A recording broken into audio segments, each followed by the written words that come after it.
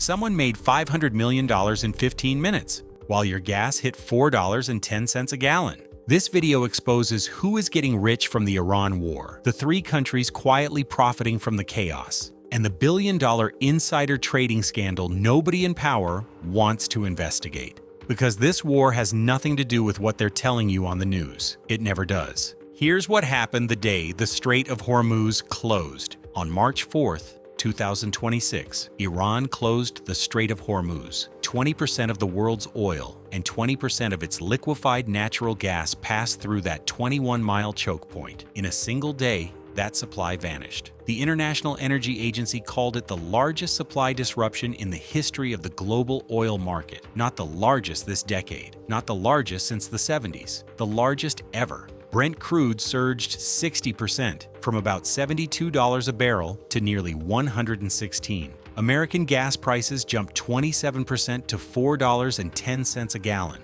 But that's just the number you see at the pump. The number you don't see is bigger. Fertilizer prices spiked 50%. Over 30% of the world's urea and ammonia, the chemicals that make American corn, wheat, and dairy possible, pass through that strait. The spring planting season was already underway when the supply vanished. American farmers now face the highest input costs in a decade, and those costs will land on your grocery bill by fall. Jet fuel shortages hit airlines across Asia and Oceania. European natural gas prices doubled. Japan released 80 million barrels from its strategic reserves. 15 days of total national demand, just to keep the lights on.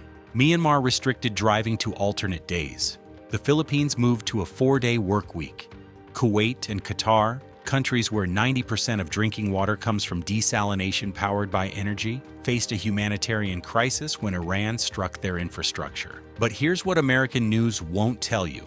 While you're paying $4 a gallon, someone made a fortune in the time it takes to drink a cup of coffee. On March 23rd, at 6:49 in the morning, more than $500 million in crude oil futures hit the market. No news had broken. No announcement had been made. Just a massive, sudden bet that oil prices were about to fall. The trading volume at 6:49 was 9 times the average level for that time of day. 9 times.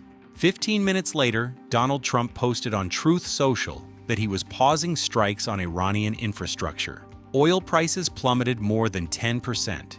Whoever placed that bet made a fortune before most Americans had finished breakfast. It happened again on April 7th. $950 million in short positions on oil, placed hours before Trump announced a 2-week ceasefire. Oil dropped 15%. Reuters reported the trades. CBS confirmed the pattern. Bloomberg reported that the CFTC, the top U.S. derivatives regulator, opened a formal investigation and demanded trading data from both CME Group and Intercontinental Exchange. Congressman Richie Torres wrote to the SEC demanding an immediate investigation, calling it potentially one of the largest instances of insider trading in history. Senators Elizabeth Warren and Sheldon Whitehouse sent a letter to the CFTC documenting the pattern and asking whether there has been recurring misappropriation of material non-public government information. Congressman Sam Liccardo said the timing strongly suggests illicit trading on insider information,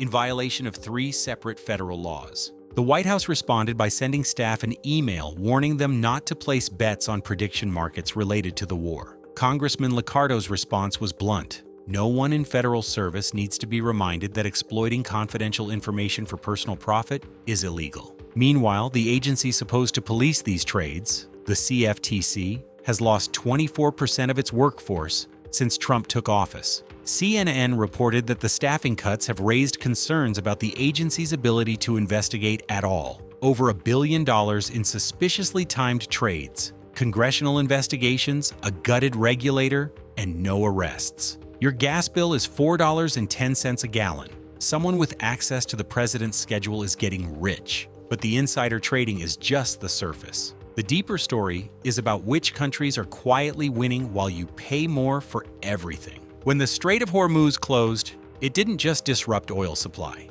It reshuffled the entire global energy market, and 3 countries positioned themselves to profit. Country number 1, Russia. When Middle Eastern oil vanished from the market, the world needed a replacement fast. Russia was already pumping, sanctioned, discounted, but available. India immediately increased purchases of Russian crude. China deepened its Russian energy deals. The sanctions that were supposed to punish Russia became irrelevant overnight.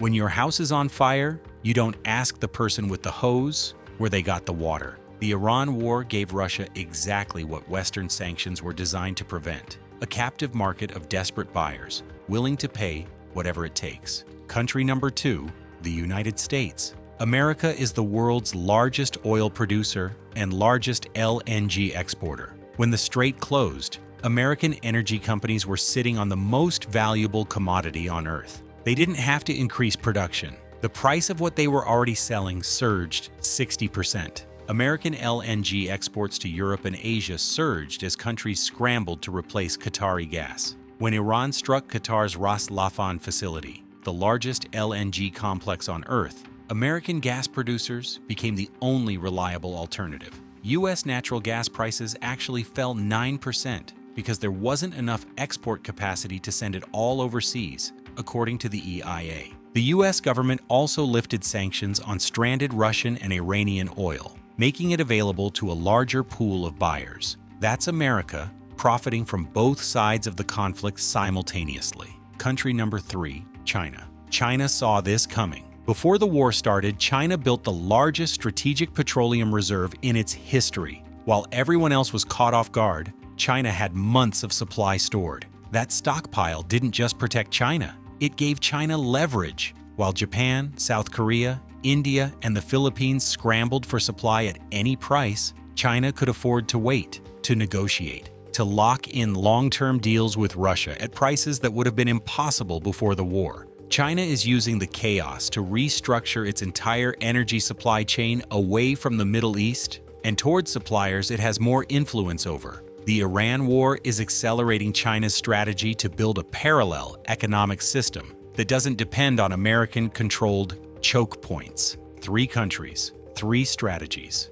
1 outcome. All of them are richer because of a war that's making you poorer. And here's why every American needs to care about a war happening 7,000 miles away. The Dallas Federal Reserve published a study in April projecting that a 1/4 closure of the Strait of Hormuz would push oil to $110 a barrel. A 2/4 closure pushes it to $132. That means gas prices heading toward $5 or $6 a gallon. But it's not just gas. The fertilizer disruption from the Strait closure will reduce corn yields this fall. Corn feeds American beef, poultry, and dairy. When corn gets expensive, everything at the grocery store gets expensive. And the Yale Budget Lab estimates that tariffs alone are already costing the average American household between $650 and $1,340 this year. Stack the Iran war fuel crisis on top of that, and American families are facing the most expensive year for basic goods in a generation. The Strait of Hormuz isn't just a shipping lane 7,000 miles from your house. It's a direct pipeline to your gas tank, your grocery bill, and your heating costs. When it closes, the money doesn't disappear. It moves from your wallet to the people who saw it coming. Gas costs $4.10 a gallon. Someone made $500 million in the time it took to announce why. It is always about the money.